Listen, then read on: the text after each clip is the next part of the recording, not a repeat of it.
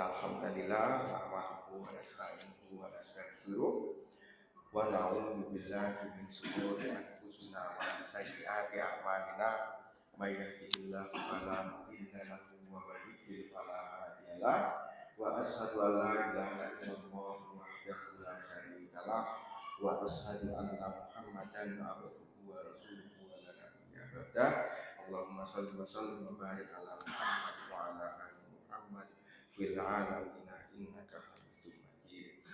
Amma ba'd, jamaah Maidul Rojan rahimanillah wa iyyakum. Di kajian kita yang sebelumnya pembahasan kitab Riyadhus Shalihin, taman-taman orang-orang yang saleh yang ditulis oleh Imam Nawawi, salah satu ulama besar di bidang fikih Syafi'i, juga di bidang hadis. Kemarin kita membahas bagian yang pertama dari bab takwa. Takwa secara bahasa artinya adalah menjaga dari hal yang buruk atau menghindari hal yang buruk. Misalnya fattaqunnar, maka bertakwalah kepada neraka. Maksudnya hindarilah neraka, jagalah dirimu dari neraka. Kemudian secara istilah artinya adalah menjalankan perintah Allah dan meninggalkan larangan Allah, baik itu terkait dengan perintah yang wajib maupun sunnah, larangan yang haram maupun makruh. Nah, di antara cara bertakwa untuk secara maksimal setelah kita meninggalkan yang haram, kita mengerjakan yang fardu ain, itu yang pertama adalah berusahalah memaksimalkan situasi yang dikondisikan oleh Allah kepada kita. Misalnya Allah kondisikan kita mendengar azan, maka di saat ada azan, menjawab azan itu lebih bertakwa atau lebih taat kepada Allah daripada membaca Quran, karena momen khusus gitu kan. Atau misalkan dikondisikan khusus oleh Allah pintar secara ilmu atau kaya atau terampil atau berani, berusahalah mengabdi kepada Allah dengan maksimal sesuai hal-hal khusus tersebut. Kemudian yang kedua, hal lain yang kedua itu misalnya adalah berusahalah untuk maksimal bertakwa dengan mengerjakan apa yang kita bisa nanti. Insya Allah kita akan dimudahkan oleh Allah dalam hal yang hari ini belum bisa, kita akan bahas lagi. Itu ya, dan lain-lain. Semakin kuat ketakwaan kita, maka fadilah takwa akan semakin besar. Di antara fadilah takwa adalah Allah akan memberikan ilmu kepada kita dalam hal yang kemarin kita belum tahu. Wattaqullaha wa yu'allimukumullah. Bertakwalah kepada Allah, Allah akan mengajari kalian. Maksudnya menambah ilmu yang sebelumnya belum kita tahu. Dalam ayat lain, orang yang bertakwa kepada Allah, ya ja'allahu furqan. Allah beri furqan, kemampuan membedakan yang benar dan membedakan mana yang salah. Ketika orang lain banyak yang bingung. Kemudian dalam ayat lain, ya ja'allahu makhraja. Yang takwa kepada Allah, Allah akan memberinya jalan keluar. Wa yarzuqhu min haitsu ma la yahtasib, dan Allah memberinya rezeki dari arah yang tidak disangka-sangka. Tentu dengan paham bahwa yang dimaksud dengan rezeki dari arah yang tidak disangka-sangka itu enggak mesti perkara duit. Saya ceritakan pertemuan sebelumnya, saya punya teman yang sepertinya tidak pandai, tapi entah kenapa bisa lolos untuk jadi mahasiswa di Al-Azhar yang istilahnya kesulitan banget dengan pelajarannya, ditakut-takuti oleh sebagian kakak kelasnya, dibilang wah ini mesti nggak akan lulus gitu kan. Akhirnya dia berusaha bertakwa dengan yang dia bisa. Tahajud, dia nangis, betul-betul berdoa, akhirnya lulus. Lulusnya bagaimana? Ditanya sama kakak kelasnya. Kok so? Gitu. Ketemu di masjid dengan pemuda Mesir, mahasiswa yang lebih senior, yang akhirnya ngobrol, curhat. Akhirnya si pemuda Mesir itu menjelaskan isi buku pelajaran yang sulit itu dengan bahasa Arab sesederhana mungkin, semudah mungkin. Akhirnya bisa paham isi pelajaran dan lulus ujian. Jadi diberi rezeki dari arah yang tidak disangka-sangka, rezekinya tidak berbentuk duit, tapi dipertemukan dengan orang yang bisa mengajari. Itu semakin kuat ketakwaan seseorang, fadilah takwanya semakin besar. Jamaah rahimakumullah, di kesempatan yang sebelumnya saya kemarin juga membahas untuk memaksimalkan ketakwaan. Ada hal-hal yang secara spesifik atau secara khusus disebut oleh Allah sebagai ciri-ciri orang yang bertakwa. Maka disebutkan ada sekian, diantaranya adalah istighfar di waktu sahur. Ini kan yang saya sebutkan dua ayatnya kemarin. Jadi istighfar itu kan bisa kapan saja. Takwa itu isinya sangat luas. Tapi kok istighfar di waktu sahur disebut secara khusus dalam Quran sebagai salah satu sifat takwa, sampai disebut sebanyak 2 kali, menunjukkan bahwa istighfar di waktu sahur itu sangat kuat unsur ketakwaannya. Jadi istighfar itu membersihkan hati. Orang yang sebelum subuh istighfar berarti menata hati, menata perilaku untuk jadi orang baik di hari tersebut. Ya. Nah, jamaah rahimakumullah, ada ayat yang juga berkaitan dengan ketakwaan yang saya ingin sampaikan sebelum kita masuk ke hadis-hadis yang disebutkan oleh Imam Nawawi. Ayatnya mana ya? Yang ada di sini. Ini kita bacakan saja. Allah Subhanahu wa taala menyebutkan ada kebajikan dan ketakwaan, kemudian nanti ada dosa dan permusuhan. Tolong menolonglah dalam hal kebajikan dan ketakwaan, jangan tolong menolong dalam hal dosa dan permusuhan. Wa ta'awanu 'alal birri wat taqwa wa la ta'awanu 'alal itsmi wal 'udwan.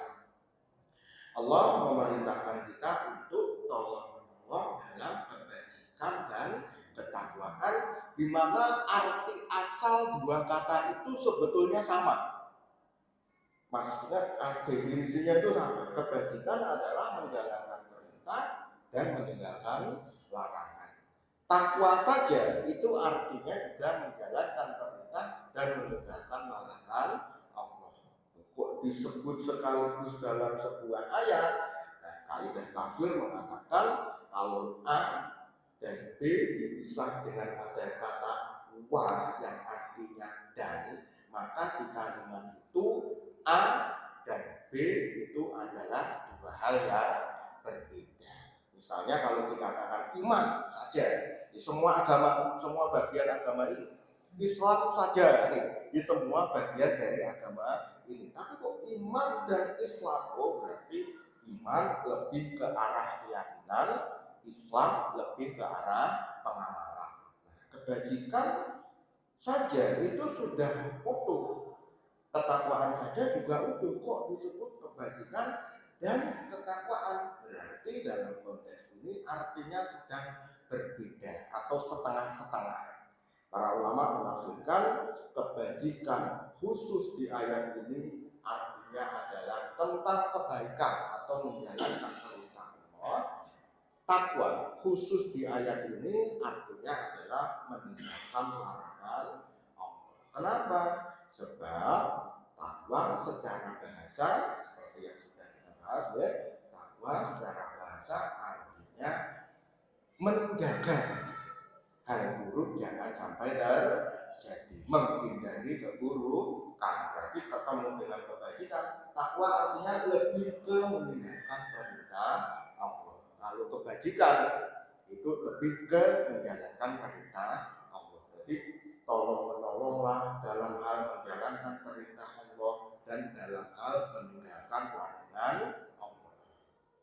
Kemudian ada wala ta'awanu 'alal itsmi wal 'udwan.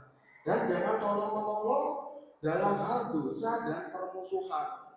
Saya Abdurrahman bin Nasir As-Sa'di menjelaskan bahwa yang dimaksud dosa itu sebetulnya kan semua dosa, semua maksiat dalam bentuk apapun. Permusuhan itu sebetulnya bagian dari dosa. Ya kan, permusuhan kan dosa kepada sesama manusia. Kalau hanya disebut dosa saja, otomatis kan udwan, dosa terhadap sesama manusia sudah tercover di situ. Kok disebut secara spesifik? Kebajikan dan ketakwaan disebut satu aja sudah otomatis. Bahkan kalau ditarik lagi pakai usul fikih, sebetulnya andai kata bunyi ayatnya hanya tolong menolonglah dalam kebajikan titik, atau tolong menolong dalam ketakwaan titik, gitu aja, itu sudah otomatis tolong menolonglah dalam hal menjalankan perintah Allah dan meninggalkan larangan Allah. Karena ada perintah, maka al-amru bisyai'in nahyun an, perintah sesuatu, larangan mengerjakan kebalikannya. Perintah takwa otomatis larangan tolong menolong dalam hal yang sifatnya dosa langsung kepada Allah atau dosa kepada sesama manusia. Jadi hanya tolong menolong dalam hal kebajikan atau ketakwaan itu sudah kena 4 hal. Kenapa Allah merinci A, B, C, D sampai kebajikan, ketakwaan, dosa, permusuhan? Hikmahnya apa? Hikmahnya adalah untuk menunjukkan bahwa tolong menolong dalam hal kebaikan ataupun keburukan itu dampaknya jauh lebih dahsyat daripada tidak ada tolong menolong. Di kerjasama dalam hal yang baik ataupun buruk itu lebih dahsyat daripada mengerjakan kebaikan sendiri atau mengerjakan maksiat sendiri. Dengan sholat karena Allah, ikhlas, sholatnya sholat wajib, maghrib misalnya, atau isya, pahalanya kan 1/27 dibandingkan dengan kalau jenengan jejer sitoe imam sitoe makmum. Semakin banyak peserta sholat jamaahnya, pahalanya semakin besar, ya kan? Jadi dengan bekerja sama atau tolong menolong, hasilnya lebih dahsyat. Orang-orang Yahudi itu tidak akan bisa sekian juta orang saja itu bisa menjajah Palestina di tengah lautan, puluhan juta masyarakat Arab Muslim, ada yang Kristen juga, tapi intinya secara umum Muslim Arab itu puluhan juta. Di tengah itu ada sekian juta saja orang Yahudi. Kenapa yang puluhan juta keok? Malah hanya beberapa juta yang umat Islam semua kan hafal tentang ayat-ayat jahatnya orang Yahudi, kisah jahat, apa semua. Apa yang membedakan? Bedanya adalah orang Yahudi begitu-gitu itu mengerti konsep kerjasama atau saling tolong menolong antar mereka. Ada imam sholat, imam masjid di Amerika Serikat, namanya Samsi Ali atau siapa? Dulu sekitar 20 tahun yang lalu itu nulis di majalah Hidayatullah. Itu mengatakan gini, saya pernah ketika di Amerika itu melihat ada seorang yang sudah sangat tua berdiri di halte, lama berdiri. Saya tanya, nunggu apa? Kalau nunggu bis ini, bis itu udah pada lewat dari tadi. Taksi ini, taksi itu sudah pada lewat. Dia mengatakan si Pak Tua itu yang ternyata adalah orang Yahudi itu mengatakan, saya menunggu taksi. Lah itu taksi, nggak ada menghentikan. Dia bukan mau, saya hanya mau taksi merek A. Kenapa taksi merek A? Pemiliknya sesama Yahudi. Oh itu ada satu kali ini nggak apa-apa. Nah ini adalah pengorbananku untuk sesama bangsaku.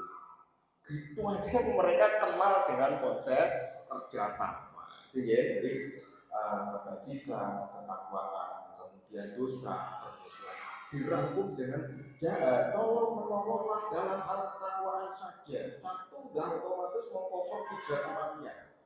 Kenapa dirinci? Untuk mengingatkan bahwa kerjasama itu hasilnya dahsyat.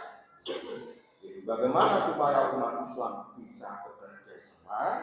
Ini sebetulnya bukan tema kita, tapi saya bahas satu aja. Satu hal yang sangat penting agar umat Islam benar-benar bisa bekerja sama, yang mungkin jarang disebutkan, itu adalah antar umat Islam jangan ada yang suka berada urusannya sesama muslim. Misalnya dalam hal ustaz pengajian.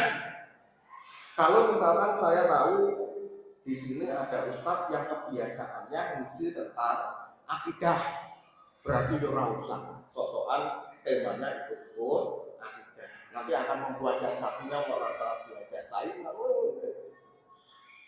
dan seterusnya. Ya, intinya apa yang kelihatannya sudah di-cover orang itu jangan suka gerayain dengan alasan bentuk dan judul apapun, karena saya perhatikan yang si pengajian kok bukan utang, kalau bukan paling kuat sampai itu cerita-cerita itu, konflik itu sebetulnya banyak yang berakar dari ini sudah dipegang sama si A, si B merasa lebih pintar, merasa lebih ini itu, terus kapok. Akhirnya seumur hidup si A tidak akan kerjasama dengan si B. Ya, itu ayat tentang tolong-tolong dalam kebajikan dan ketakwaan. Nah, kita mulai masuk di pembahasan hadis yang berkaitan dengan takwa. Hadis yang pertama diriwayatkan oleh Abu Hurairah radhiyallahu anhu, dia berkata, ada orang yang bertanya, namanya nggak disebutkan, bertanya, ya Rasulullah, iman akramun nas, wahai Rasul, siapa manusia yang paling mulia? Rasul menjawab, atqahum, yang paling bertakwa di antara mereka. Orang yang tanya itu bukan itu yang saya tanya. Fayusufu Nabiullah, ibni Nabiullah, ibni Khalilullah. Oh, kalau begitu, manusia yang paling mulia, jawaban versi kedua dari Rasul adalah Yusuf, karena dia adalah nabinya Allah, putranya nabinya Allah yaitu Yakub, putranya cucunya nabinya Allah lagi yaitu Ishak, kemudian cicitnya Khalilullah, kekasih Allah, termasuk Nabi Allah juga, yaitu Nabi Ibrahim. Orangnya masih mengatakan bukan itu yang saya tanya. Lalu Rasul mengatakan, fa'al ma'adinil Arab, apakah kamu bertanya tentang nasabnya orang Arab? Jadi nasabnya orang Arab, suku atau kabilahnya Arab yang paling utama itu yang mana? Rasul meneruskan, khiyaruhum fil jahiliyah khiyaruhum fil islami idza faquhum. Yang terbaik di antara mereka di era jahiliyah juga terbaik di masa Islam kalau mereka paham agama Islam. Gitu ya. Jadi kita jelaskan jadi satu-satu. Di pertanyaan yang pertama kali, Rasul ditanya, ya Rasulullah, iman akramun nas. Wahai Rasul, siapa manusia yang paling mulia? Beliau menjawab, aku yang paling bertakwa di antara mereka. Dan ini sesuai ya dengan firman Allah di surat Al-Hujurat, inna akramakum indallahi atqakum. Yang sesungguhnya yang paling mulia di antara kalian di sisi Allah adalah yang paling bertakwa di antara kalian. Ini jawaban yang sesuai dengan isi Quran atau menguatkan isi Quran. Kalau jangan amati hadis-hadis Rasul dengan Quran itu punya 3 kaitan. Kaitan yang pertama adalah hadis Rasul atau sabda Rasul menguatkan apa yang disebutkan dalam Quran. Misalnya Quran memerintahkan sholat, ada hadis menyuruh sholat. Quran melarang bohong, ada hadis melarang bohong. Quran mengatakan yang paling mulia adalah yang bertakwa, hadis juga mengatakan yang paling mulia adalah yang paling bertakwa. Jadi menguatkan, menegaskan kembali apa yang telah disebutkan dalam Quran. Kemudian yang kedua, fungsi yang paling pokok dan detailnya paling panjang itu adalah hadis menjelaskan isi Quran. Misalkan menjelaskan dalam bentuk menerangkan caranya. Allah perintahkan sholat, Rasul mengajarkan maghrib 3 rakaat, bisa 4 rakaat, berdiri tangannya diangkat seberapa, baca apa sampai salam, nolehnya kemana, itu menjelaskan cara yang ada dalam Quran. Atau menjelaskan perkecualian. Quran mengatakan bangkai haram. Rasul atau hadis menyebutkan kalau bangkai hewan air hukumnya halal, ya kan? Dan sebagainya. Pokoknya paling banyak itu pembahasan yang nomor 2.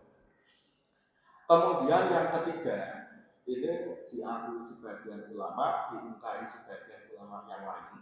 Menurut yang mengakui, ini dalam kondisi yang sangat jarang, kadang-kadang hadis menambahkan sesuatu yang sama sekali tidak disebutkan dalam Quran. Jadi kalau tadi Quran ngomong nyuruh sholat, hadis nyuruh sholat. Terus yang kedua, Quran nyuruh sholat, hadis menunjukkan caranya sholat. Menjelaskan kan ini nambahin. Misalnya apa? Dalam hadis Hasan riwayat Abu Dawud disebutkan Rasulullah SAW memegang emas dan sutra di tangan kanan, di tangan kiri. Beliau mengatakan 2 benda ini halal untuk wanita dari kalangan umatku, haram untuk yang laki-laki. Nggak ada hanya ngomong itu. Lalu Rasul nambahin, Imam Syafi'i nolak keras. Enggak, itu bukan hadis nambahin Quran. Tapi hadis menjelaskan sesuatu dalam Quran. Nah, ayat mana yang dijelaskan oleh hadis sutra sama emas tadi? Kita nggak tahu. Tapi pas itu menjelaskan ayat. Tidak ada hadis yang nambahin sini Quran. Wallahu yang jelas perkara sutra, perkara emas itu hukumnya disepakati oleh ulama. Jadi sekarang udah 3 tadi itu ya. Yang di sini Rasul mengatakan manusia yang paling mulia adalah yang paling bertakwa, itu selaras atau menegaskan ulang isi Quran. Nah, kemudian orangnya ngomong bukan itu yang ditanyakan. Oh iya, beliau kasih jawaban versi yang kedua. Kalau begitu Yusuf, kenapa Yusuf manusia paling mulia? Gabungan antara nasab dan kenabian. Satu-satunya manusia yang menjadi nabi, bapaknya juga nabi, mbahnya juga nabi, mbah buyutnya juga nabi, hanya ada di Nabi Yusuf alaihi salam. Nabi Muhammad bapaknya udah putus, gitu. Nabi Ibrahim bapaknya putus. Nabi Ismail nabi, bapaknya juga nabi. Tapi anaknya Nabi Ismail tidak disebut sebagai nabi dan seterusnya. Hanya Nabi Yusuf alaihi salam masih dikatakan bukan itu yang ditanyakan. Nah, baru Rasul mengatakan, oh kalau gitu apa kamu menanyakan tentang nasabnya bangsa Arab, kabilah mana yang paling pertama? Dia mengatakan khiyaruhum fil jahiliyah khiyaruhum fil Islam. Yang terbaik di antara mereka di era jahiliyah juga terbaik di era Islam. Ida fakuhu, apabila mereka paham ajaran Islam. Jadi kalau ada orang yang berasal dari nasab terbaik bangsa Arab. Nasab terbaik bangsa Arab itu nasab terbaik bangsa Arab yang betul-betul nomor 1 itu Bani Hasyim. Itu asalnya Rasulullah SAW itu dari semua orang Arab. Itu yang terbaik keturunan Kinanah. Dari semua keturunan Kinanah yang terbaik itu adalah suku Quraisy. Dari semua suku Quraisy ada Bani Adi, Bani Tamim, Bani Taim, Bani Makhzum, ada Bani Hasyim dan lain-lain. Yang terbaik adalah Bani Hasyim. Rasul itu dari Bani Hasyim. Nah, Bani Hashim itu yang terbaik atau Quraisy itu yang terbaik hanya kalau paham Islam. Makanya Abu Lahab nasab terbaik gitu, tapi nggak paham Islam, bahkan memusuhi Islam, maka bukan manusia yang paling mulia. Ya, jadi dalam Islam meskipun menomor satukan ketakwaan, menomor satukan pemahaman terhadap Islam, tetapi Islam itu juga mengakui adanya nasab atau kemuliaan garis keturunan. Itu hal yang tidak bisa diingkari dan jenengan nggak bisa nolak. Beda loh, jenengan ketemu anak lurah dengan anaknya orang bukan lurah, segan yang jenengan pun kan berbeda. Itu ya. Nah, dari hadis ini ada berbagai pelajaran yang bisa kita ambil. Di antaranya yang pertama adalah ada beberapa jenis pertanyaan yang jawabannya bisa bervariasi dan semuanya benar. Misalkan di antara jenengan ada 5 orang jejer, ditanya, roti ku apa? Jenengan nyaurnya rono-rono, tapi saya ngerti jenengan jawabannya benar semua. Nah, siapa orang paling mulia? Rasul bisa kasih 3 versi jawaban, 3-tiganya benar. Jadi umpamanya ada orang nanya ke saya kasih jawaban A, ustaz lain jawab B, itu ustaz lain jawab C, itu belum tentu ada yang benar, ada yang salah, bisa jadi semua benar. Bahkan kalau diteruskan ngomong, ada kalanya pendapat yang kelihatan bertolak belakang itu bisa dibenarkan semua. Misalnya gini, misalnya adalah ada pertanyaan ini waktu saya kuliah dibahas di Masjid Al-Azhar, itu berani. Apakah Rasulullah SAW dahulu menafsirkan isi Quran? Apakah Rasul dulu menjelaskan semua isi Quran atau hanya sebagian? Waktu Rasul menjelaskan semua isi Quran, dalilnya ini. Ada yang mengatakan Rasul hanya menjelaskan sebagian kecil isi Quran. Kelihatan bertentangan kan antara semua atau sebagian. Dengan ambil A seperti menyalahkan yang B, begitupun sebaliknya.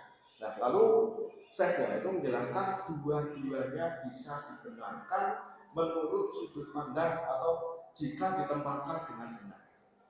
Kalau yang dimaksud dengan Rasul menjelaskan Quran adalah menjelaskan dengan lisan, menjelaskan dengan perilaku, dengan semua hal tentang beliau, maka semua ayat Quran dijelaskan oleh Rasul.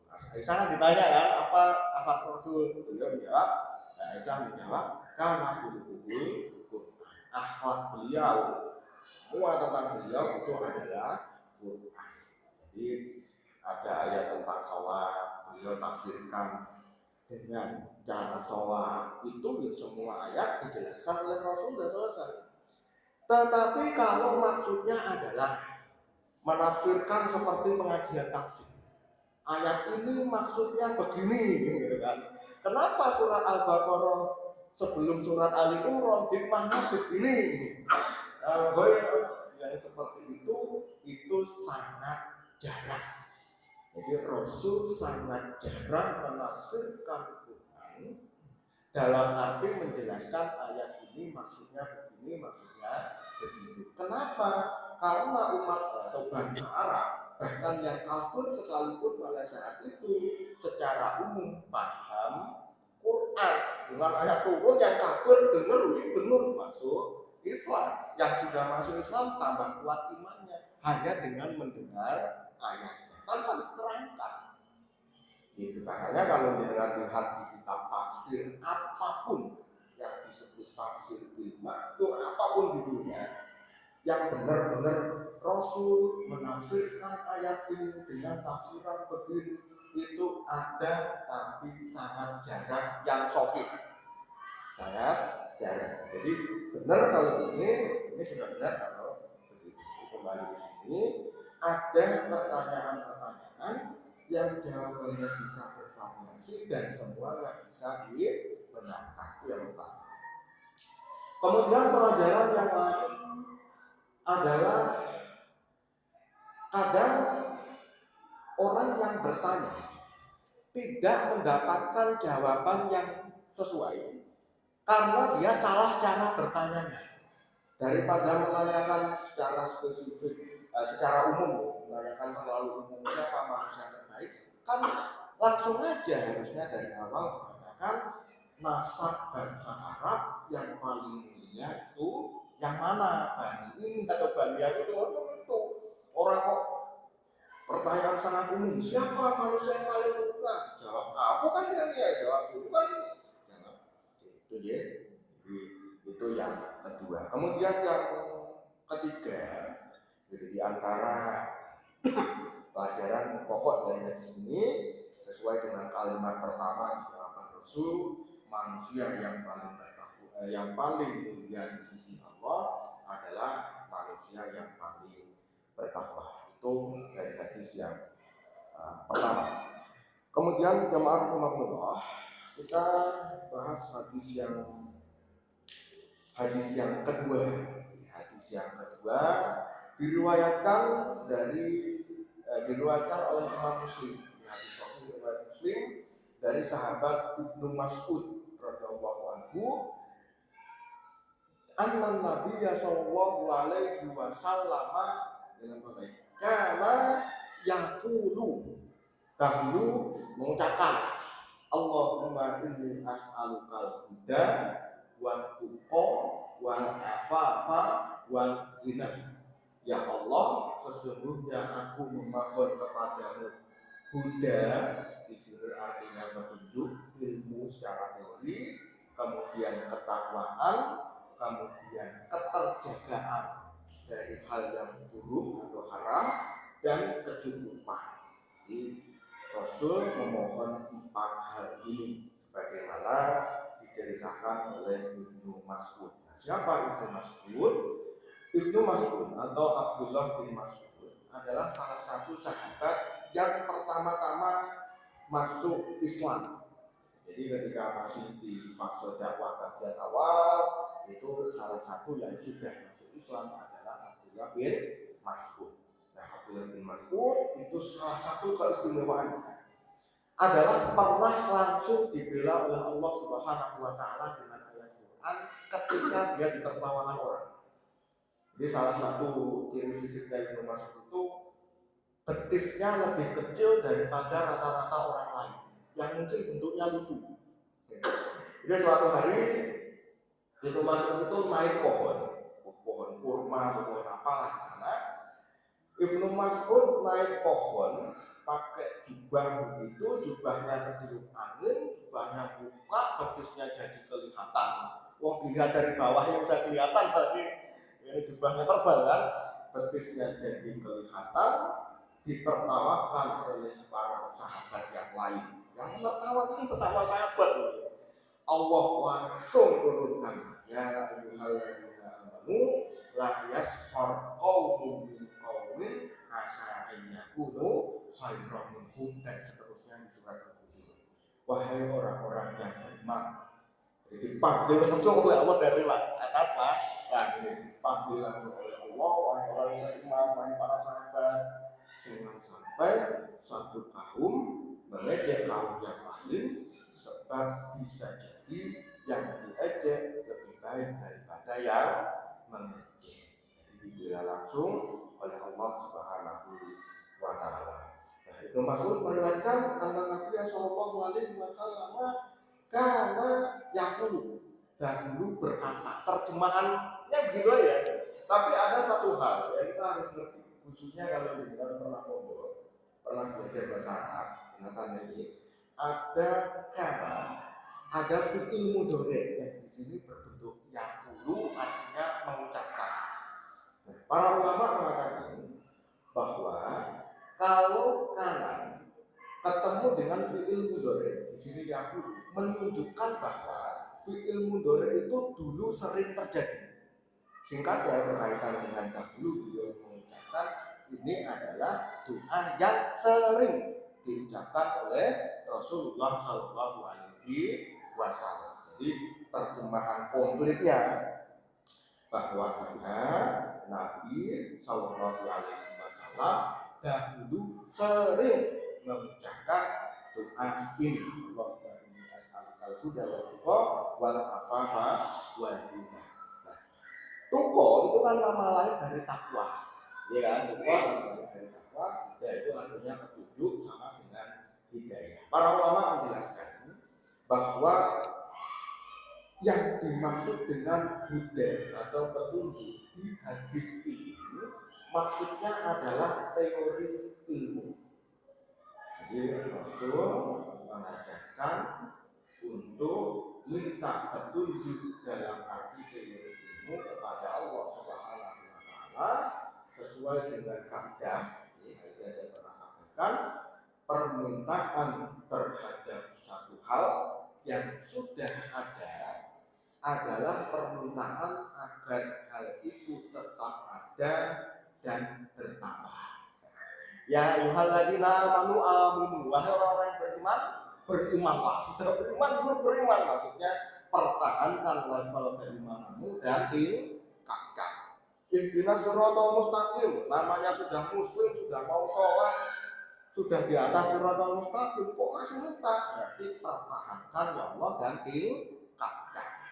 Ya kan? Nah, begitupun huda, petunjuk dalam arti teori ilmu.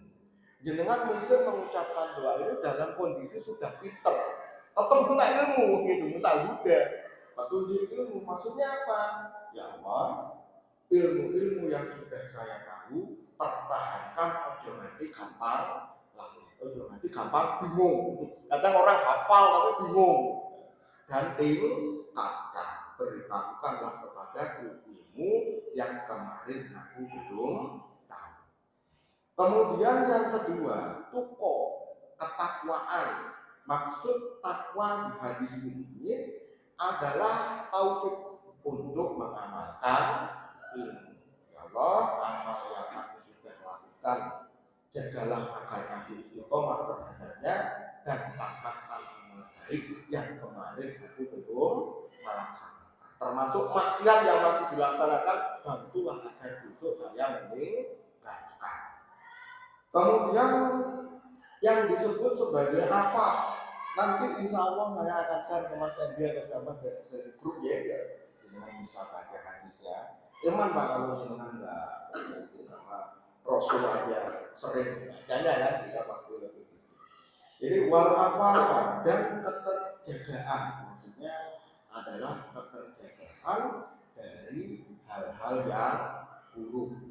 Kita minta dihindarkan oleh Allah dari dosa. Nah, dengan tuko tadi sebetulnya sudah termasuk dengan tapi disebut khusus. Iya, karena nilai melakukan yang haram itu lebih berat daripada dengan tidak melakukan yang wajib. Jadi melakukan sesuatu yang tidak boleh itu lebih buruk. Melakukan sesuatu yang dilarang itu lebih buruk daripada tidak mengerjakan yang baik. Jadi haram itu lebih berat daripada yang wajib. Baik disebut khusus wal ghina. Yang terakhir adalah kecukupan. Maksudnya adalah kita minta kepada Allah kecukupan, jangan sampai kita bergantung pada sesama makhluk. Secara teknis, jenengan hidup itu kan pasti dibantu orang lain. Ya kan, secara teknis berdagang pasti ada distributor, berdagang pasti ada yang menjadi guru, pasti butuh murid, butuh wali murid, butuh wali muridnya, itu nggak masalah. Tapi jangan sampai bergantung pada makhluk. Tinggal pelanggan stres, ya kan, nggak ajar di sekolah ini setelah itu nggak boleh. Itu ya. Jadi Allah Subhanahu wa taala itu Rasulullah SAW mengajarkan kita untuk sering mengucapkan doa mohon 4 hal ini. Saya ingatkan bahwa Rasul juga mengajarkan ketika kita minta sesuatu kepada Allah, kita juga harus berusaha untuk mewujudkan. Kalau minta ilmu ya harus belajar, kalau minta dimudahkan menjalankan perintah dan meninggalkan larangan, itu berarti harus mikir gimana caranya. Kalau kita minta kecukupan dari makhluk,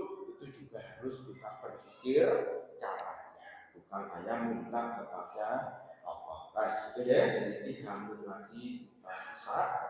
Di antara kajian yang kita sampaikan kesempatan kali ini adalah kita diperintahkan untuk kerjasama atau saling membantu. Ada yang dibantu, ada yang dibantu dalam hal-hal yang baik, dan jangan bekerja sama atau menolong dalam hal yang buruk. Kemudian poin yang berikutnya, manusia yang paling mulia adalah yang paling bertakwa. Kemudian yang ketiga, doa yang sering dibaca oleh Rasulullah SAW. Berarti kita juga perlu sering membacanya, adalah Allahumma inni as'alukal hidayah wal tuqa wal afafa wal ghina. Doa adalah jadi ketika kita minta sesuatu kepada Allah, di situ ada seperti kita berjanji untuk berusaha mewujudkan. Ya, saya ucapkan terima kasih sudah hadir, sudah menyimak.